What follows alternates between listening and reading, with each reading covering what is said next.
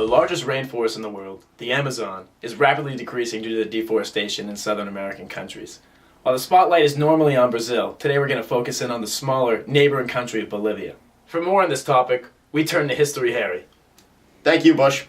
Now, it wasn't until the 1990s that deforestation became a big problem in Bolivia. At this time, the government actually granted money to loggers, and logging companies found further loopholes in the law to allow this problem to grow. During this time, deforestation actually doubled, and companies tried to replant like they did in America. Back to you, Bush. Thank you, Harry.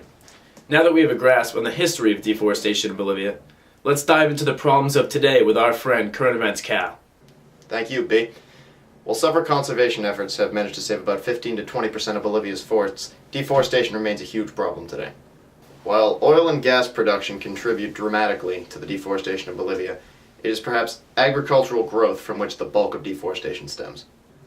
To free up land for planting, farmers generally allow cattle to graze and conduct controlled burnings of these areas. However, with little legal and physical regulation of these fires, they tend to get out of hand and destroy the forests. Though Bolivia is only the 8th highest country in the world for deforestation, it lies as far back as number 15 with total forest covering the country. Now, it's just a final point. On my walk to work this morning, I decided to stop. Sorry, Cal, I'm going to have to cut you off. I'm getting a live update from Perspective Pat in Bolivia, talking to some people on the ground. We're going to shoot to you, Pat. Bush, I'm having a once-in-a-lifetime opportunity to talk to these villagers of Bolivia. What these villagers are going through is incredible. Over 51.3% of these villagers live under the poverty line. Because of the immense poverty, these people have taken any chance they can to get an income. Many people have taken to cutting down their biggest resource, the Amazon, in order to get this money. Although many villagers are quick to get into the logging business, there are also many who are opposed to the idea of deforestation. Recently, the Trans-Amazonian Highway has begun progress over the whole Amazon rainforest, and 500 indigenous tribe members walked 500 kilometers in a protest in order to stop this deforestation. Sadly, these events have never ended well.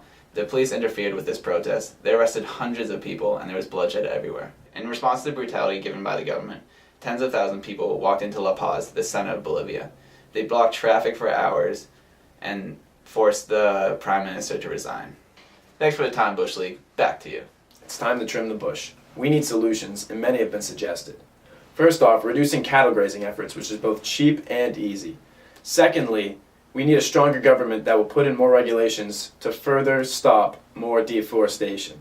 We also need to subsidize people to stop logging and have them contribute to the economy in a different way. I'm Bush, and I'll see you tomorrow.